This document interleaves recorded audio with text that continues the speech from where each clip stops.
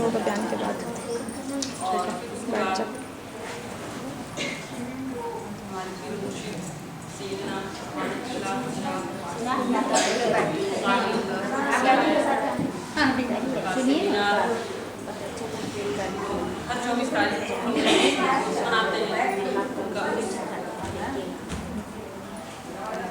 اب اگلا قصہ جو آپ کو سلام کی طرف جا رہا ہے.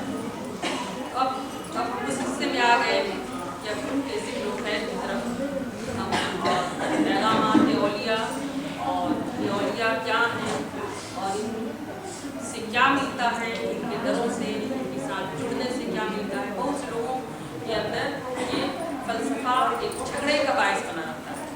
بہت لوگوں کو یہ سمجھ نہیں آتی کہ بہت سے لوگ کہتے ہیں کچھ تو مانتے ہی نہیں سرے سے تو وہ تو شرک اور بدعت کہتے ہیں, اور کچھ لوگ مانتے بھی ہیں تو بہت کم, انہیں صحیح معنوں میں انہیں ماننا معلوم نہیں کہ وہ ہوتا کیا ہے.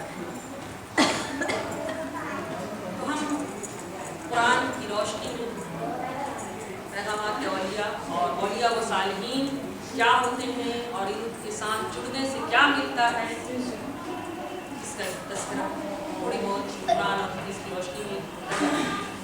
اللہم صلی علی سیدنا حبیبنا شفیعنا مولانا محمد مبارک وسلم صلاۃ و سلام علیک یا رسول اللہ صلی اللہ علیہ وسلم. قرآن کریم میں اللہ تبارک و تعالیٰ نے سورہ نون کے اندر فرمایا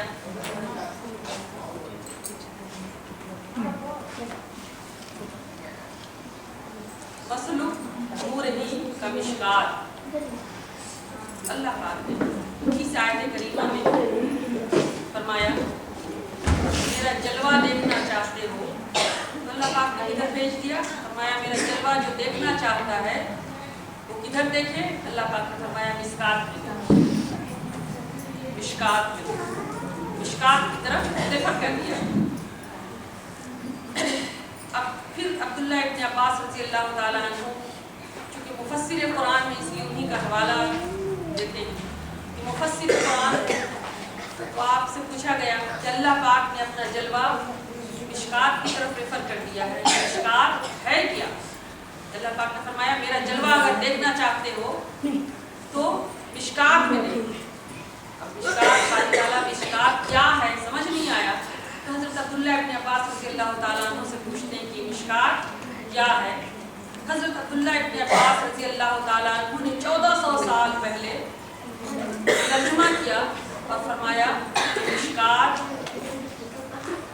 کے معنی ہے کہ چراغ دان, اور انہوں نے فرمایا کہ چراغ دان ولی کے سینے کو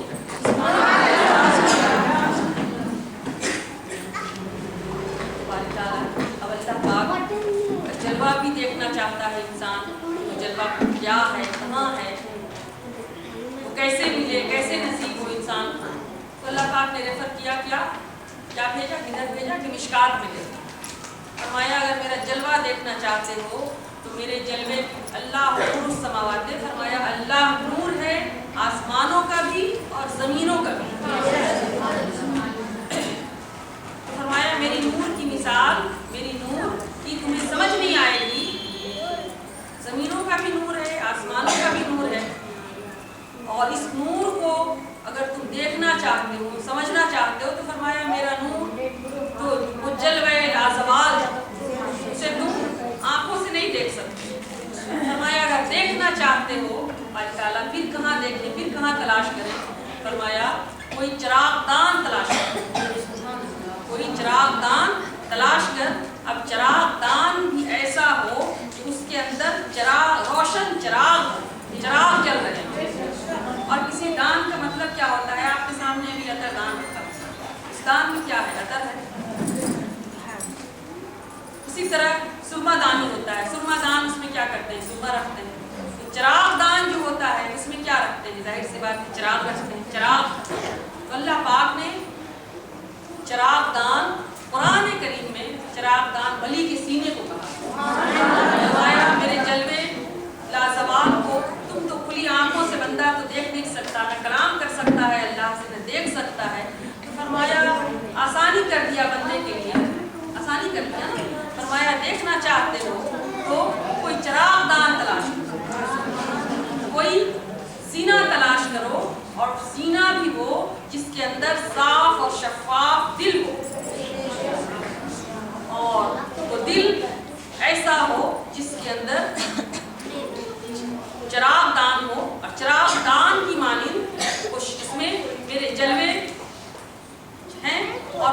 دیکھنا چاہتے ہو تو اس کے اندر جھانک کر کے دیکھو تو تمہیں نظر آ جائے گا۔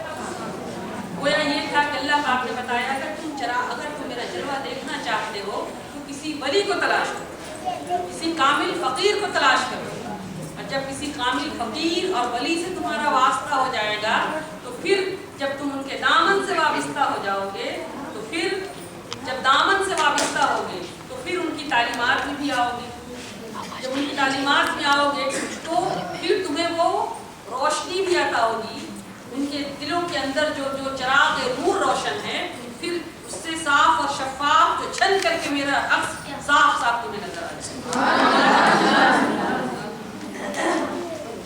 ساری دنیا میں جھگڑے اسی بات کے ہیں کہ جو کوئی دیکھا نہیں، جو دیکھا نہیں کبھی، جنہیں جلوہ نصیب نہیں ہوا، وہ جھگڑے میں مصروف رہتے ہیں، وہ جھگڑتے رہتے ہیں، کہتے ہیں یہ کیا، وہ کیا، ایسا کیوں، ویسا کیوں۔ اور جنہوں نے جلوہ پا لیا ہے، جنہیں جلوہ نصیب ہو گیا ہے، یار کا جلوہ، تو وہ پھر گم رہتے ہیں، وہ ہنستے رہتے ہیں۔ اسی لیے عارف ہنستے رہتے ہیں، مولوی جھگڑتے رہتے ہیں۔ عارف اور فقیر جو ہیں یہ ہنستے رہتے ہیں، اس لیے ان کے پاس کوئی جھگڑا نہیں ہوتا، ان کے تو سارے جھگڑے ختم ہو گئے ہیں، ان کے تو کوئی جھگڑا نہیں، بھائی وہ تو کسی اور میں مست ہے۔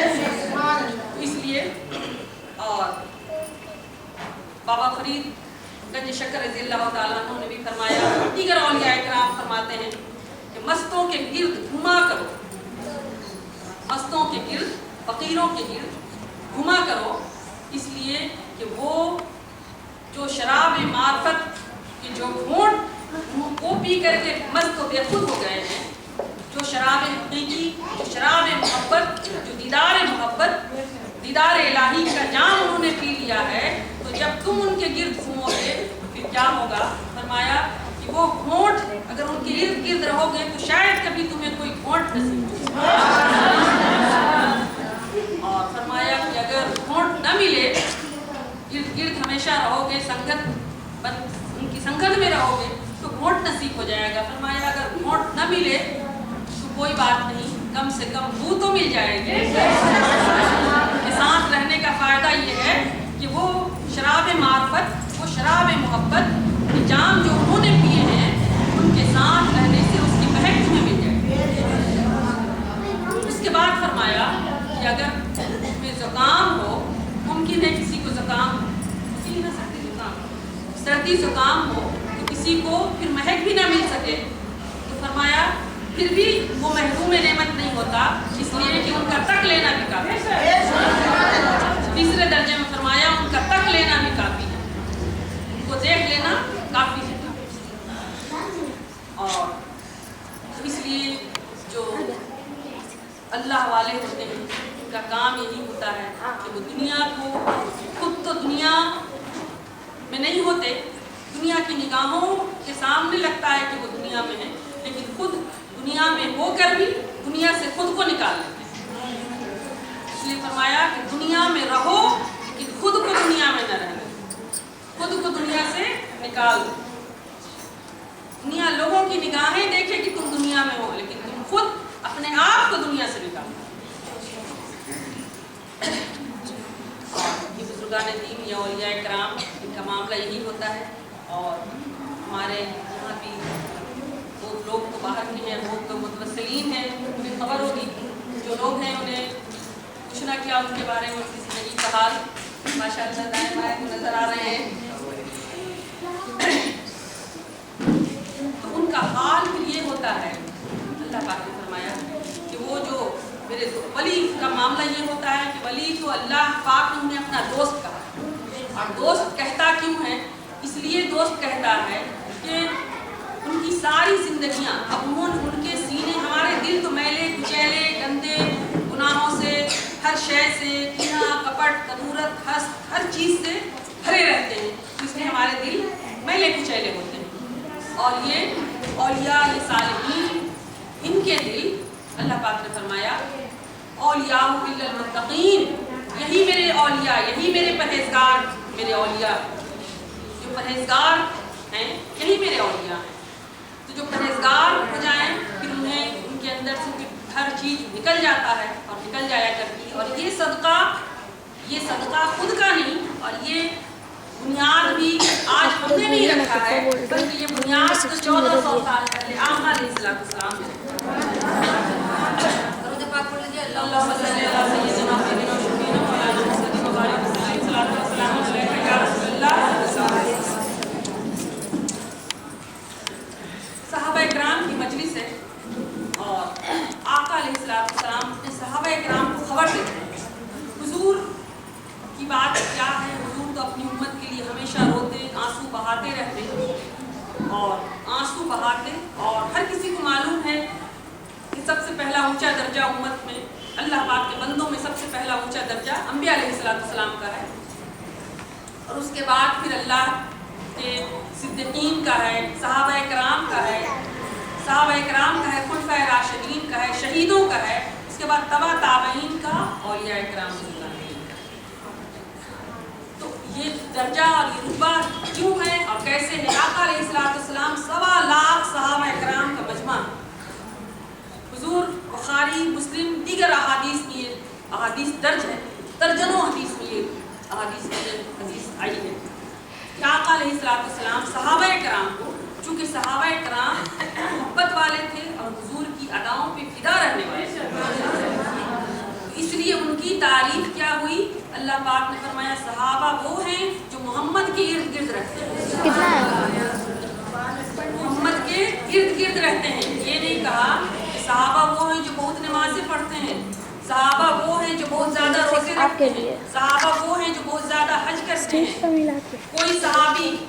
کوئی صحابی کا واقعہ آپ پڑھ لیں، ایسا کوئی صحابی نہیں تھا جو عشاء کی وضو سے فجر کی نماز نہ پڑھتے. عالم یہ تھا، اتنی عبادت تھی، اتنی نمازیں تھی، اس کے باوجود اللہ پاک نے اور اتنی محنت مشقت کر کے حج کا سفر پیدل کر کے کئی دن اور کئی مہینے کئی سالوں کے بعد وہ خانہ کعبہ پہنچتے تھے حج کرنے کے لیے. لیکن سب کچھ تھے، وہ حاجی بھی تھے، وہ قاضی بھی تھے، وہ غازی بھی تھے، اپنے دور کے عبادت گزار بھی تھے، عابد بھی تھے، زاہد بھی تھے. لیکن اس کے باوجود اللہ پاک نے ان کی تعریف میں کیا لکھا، اور انہوں نے بھی یہ تعریف صحابہ کرام کی. کوئی صحابی، آپ نے حضرت زبیر کا واقعہ سنا، اسامہ بن زید کا واقعہ سنا، بے شمار صحابہ کرام کے نام جو جن سے حدیثیں مروی ہیں آپ سنتے رہتے ہیں. کسی کے صحابہ کرام کے شروع میں یا آخر میں آپ نے حاجی لکھا ہوا سنا، حافظ لکھا ہوا سنا. ساری زندگی کسی حدیث میں اٹھا کر دیکھ لیں، کسی ایک کے نام میں بھی اس کو حاجی یا حافظ کہیں کچھ لکھا ہوا نہیں ملے گا. انہوں نے ساری ٹائٹل کو اپنی زندگی سے مٹا دیا، ساری ٹائٹل، ساری پہچان مٹا دیے تھے. بس وہ ایک محمد والی پہچان تھا. کون ہے؟ حضور کے صحابی ہیں، اور صحابی وہی ہے جس نے حضور کو آنکھوں سے دیکھا. ساری پہچانیں انہوں نے ایک پہچان کے اندر گم کر دیا، اور وہ محمد والی پہچان تھی. جب محمد والی پہچان میں خود کو فنا کر دیا تھا تو اللہ پاک نے